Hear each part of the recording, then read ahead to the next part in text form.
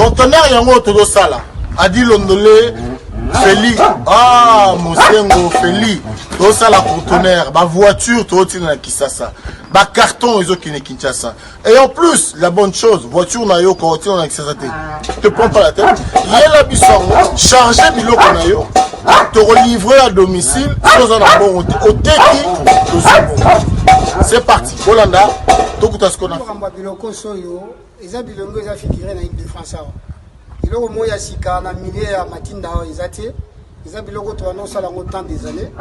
Mais à un certain moment, il y a les cabao tous les cas, tout s'est rattrapé pour changer la réseau de connexion. Conteneur yango ils sont en live, ils ont plaque à Bruxelles, au différent de la 11 verse. Facilité les amis, tu as remarqué qu'il y a un réseau. Il y a Matinda, bah on m'a ébélé, bah ça va difficulté. Massa au pays car bien, Abundi a chargé. Massa na car a chargé 207 na yeke narati. Aux en car na voiture chaba bilokos na kati yeke narati. Oye to sali ba papier, to sali 30%.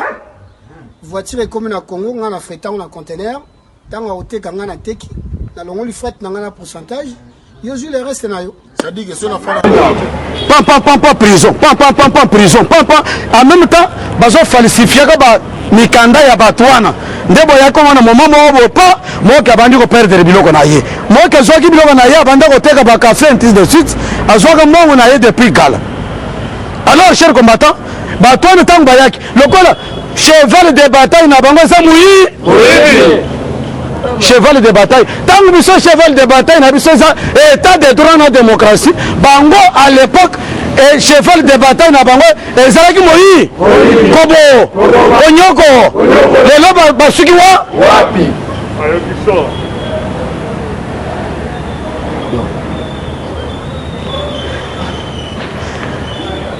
Alors, chers combattants, nous avons afin dans le pan où il y a battu. Basi basali sina ba mikanda mususu basi ba changer ma solo justice ya nzambe pe ezalaka justice ya malonga pe kokomaka na mboka na bi yango ni toyebisa babili cher combattant solo za na dossier na yo mbangu pe zalaka tôt ou tard justice ekozala établi bakozongisa na badroit na yo.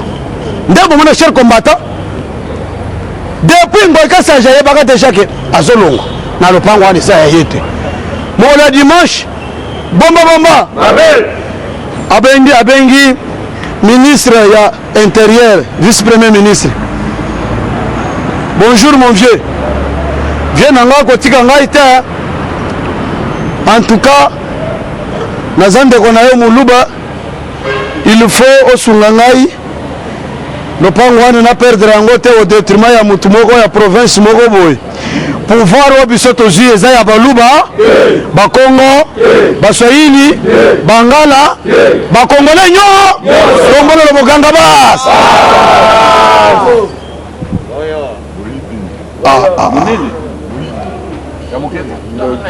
bato oyo cher combattant ndenge tolobaka baza na mitema mabe koleka na satana satana okuti ozo regrete baleki ye na motema mabe mpona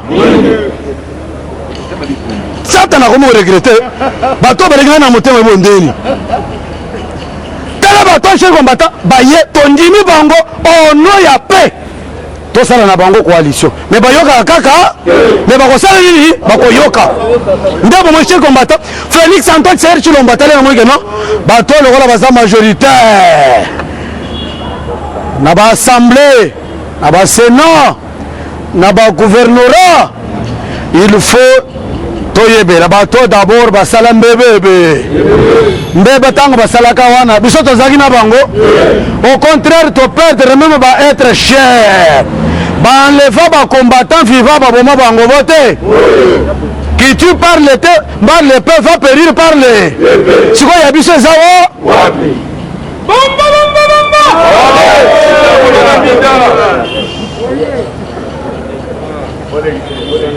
nde bomo cher combattant jour pour jour bomoni pourquoi bato oyo babanda kolinga te justice ezala indépendante bomoni pourquoi bato oyo cher combattant lelo bozwi raison lelo bocomprendre sikoya bondimaka omoni botikaka kotya tumbako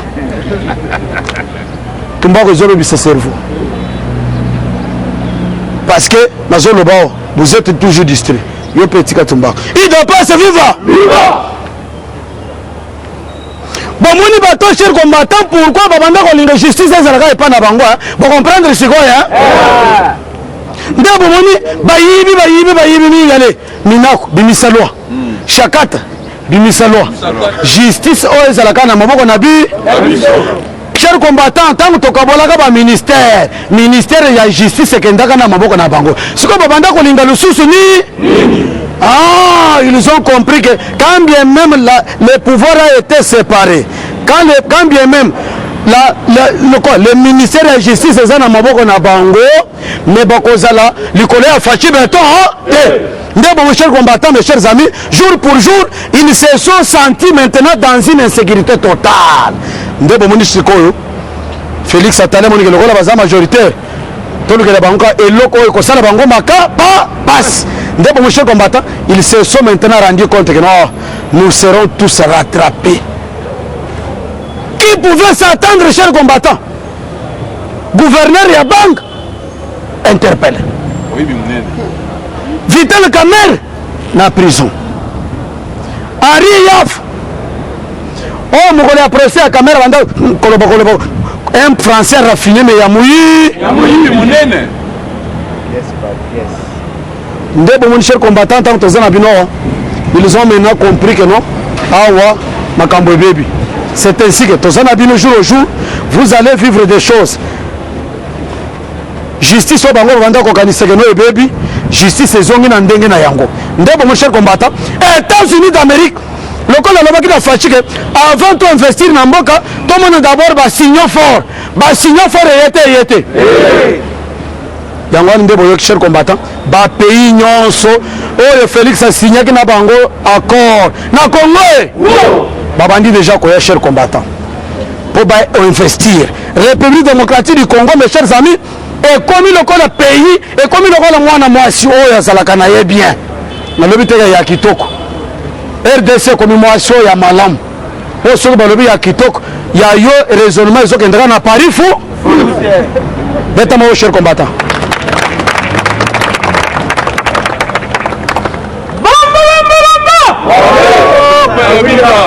Tango biso tozo sala masolo cher combattant pour que mboke zonga sur les rails. Tango tozana na opposition. To banda ko bête diplomatie. Bango baboya que ingérence boté. Maintenant cher combattant, voyez maintenant notre diplomatie que nous avions commencé depuis très longtemps et bandi ko pe Sambouma parce que babenga que Félix que Azali Christophe Colombe Azamuti habitambola moi. Christophe Colombe ndenge nini komata ko kitaboy mais boyo ki cher combattant ndenge balobaki il a perdu, il a fait perdre la RDC 50 millions à caisse bomoni bitambola mpipa na yewana bomoni sikoyo mbongo ezobi makaka na caisse ya l'état cher combattant Félix aza moninga na yo Fachibe père mes chers amis qui pouvait s'attendre stratégie politique et chef de l'État Félix Antoine Tshisekedi Tshilombo, il fait le voyage et écoutez ndenge ba miyibi bayaki ko arrondir 50 millions. Lokola bango bazalaki wana tango ezobima, bango ba arrondir que il a fait perdre 50 millions à caisse de l'État. Mais boyoki te. Pays moko ka Allemagne. Quelque société baye. Baye na investissement ya combien de milliards d'euros? 50 milliards. C'est-à-dire, et le Kimbongo au Bango Balobi a perdre combien de fois? 100 fois. Il y a un cher combattant. Tous les pays babani ko envié chez RDC. Ndenge na yoka ki président ya Gabon peso ce discours. Yo offendi beaucoup d'années pas na bino. Yangwa cher combattant. Oh yo ezamo pepa yasi. Na Afrique. Afrique doit changer, mais plus particulièrement en République démocratique du Congo. D'abord, cher combattant, président Gabon, cette indépendance que nous célébrons ici au Gabon, nous allons faire les routes qui vont permettre que Biloko Outana Zamba, et dans le centre-ville. Quand l'Union soit dans le saloni. Bon, on dit que le peuple congolais, chers combattants, j'ai compris pourquoi les Sénégalais, les Koloba. Ceux qui sont Sénégalais, ceux qui sont Camerounais. Les Congolais, ceux qui sont Félix, c'est de la Bissau, Awa. Bon, on dit que chers combattants, les Camerounais, chers combattants, ils doivent pas se vivre. Si vous ne voulez pas de Félix, envoyez-nous l'huile. Nous sommes en français, envoyez-nous-les. Parce que Félix, nous voyons qu'il a la bonne volonté d'échanger l'Afrique tout à l'heure. Yango, chers combattants, soyez calmes. L'année prochaine, chef de l'État, comme président Union africaine. Tant que comme président Union africaine, la vision. Yango, chers combattants, Ngaï, Nazalaki na hôtel Pullman, dimanche. J'ai assisté à des choses. Les abiloko babando koyoko wana ya masolo ya pamba pamba wana te. Oyo komi palpable. Fachibe. Chers combattants. Yango ndabo moni bato bazakali banda ya mboka balanda obe. Nous voulons que ba exilé politique baya. Tolingi ba Moïse Katumbi baya. Bayakate. Boyoka bango le susu. Ba melami. Tangu tozolo ba ke beto. Chers combattants, ceux qui battent béton et sika, à ta zèle, et qu'on reçoit béton, à ta potopoto, et qu'on reçoit le sous, fatigue. Ndebo, mon cher combattant, Batouane, Siko, Babandi, qu'on raisonner, Siko. Qu'est-ce que nous allons faire? Joseph Kabila, cher combattant, appartient au passé. Il ne doit pas s'y va. Je vous ai dit la fois passée, mes chers amis, ce sont des informations vraies et vérifiables. Récemment, les Kinaye, oh, Babengi, ceux qui sont il avait une mission machiavélique. Il y a besoin Kabatukuna. Il y a Somalie, ainsi de suite. Bakot Sabango à partir de Yakuna, Bakot na Tanganyika, va déstabiliser Mboka. Chers combattants, nous avons déjà reçu notre diplomatie dans les pays frontaliers. Mes chers amis, vous n'avez pas compris pourquoi. Bazambie bakota na mboka na biso bote. Bazambie tango bakota. Bazo yemba. Na Swahili sokinze muni na bosani. Bakota. Est-ce que biso to salaki bango likambo? Bakoti. Na ba arme babandi ko tcha siko batante. Chers combattants, diplomatie ya Fachibe. Est-ce que batindaki ba soda po basala bango babengana bango mais babini bango mo Fachibe. Chers combattants, c'est pour vous dire que même ba bazao na kati ya mboka soki bazo raisonner que ils peuvent encore faire quelque chose allant dans le sens ya ko déstabiliser mboka ndoto ya ba ndebo mon cher combattant. Tous les opposants qui se disaient que nous sommes des opposants bazo koka sikoyo pour comprendre ma solo ya mboka ndenge zo kengete. Pourquoi? Parce que mon chef de l'État, il a d'abord convaincu le monde extérieur. Monde extérieur, effectivement que oui, nous lui avons imposé des conditions. Il y a comment d'abord un signal fort. Ba condition ba yo komona ba kalefu balongote ba numbi balongote ba lombo tula mwisi lombo akeli bandar borwana pobi mona ilokwana il faut aller auto d'abord mon cher combattant tant que tozana bilo jour pour jour le pays est calme. Le peuple congolais, nous sommes là pour soutenir les actions du chef de l'État. Chers amis, chers combattants, soyez vraiment patients. Pourquoi? Parce que justice et ça Nango. Bolandi, inspecteur général il y a finance, a insisté à l'objet que cette fois-ci, parquet coton de thé. Ah, mes chers amis, la souka parce que RKI, bonne journée à tous. Zamba Pambolabino, to continuer le lobby. Dans mon équipe, petit et moi, on a collé Zaki. Eshima, votre magazine qui bat au rythme de l'actualité. Retrouvez la nouvelle édition. Exclusivité. 60 ans après l'indépendance, État de droit sous le leadership de Félix Antoine Tshisekedi.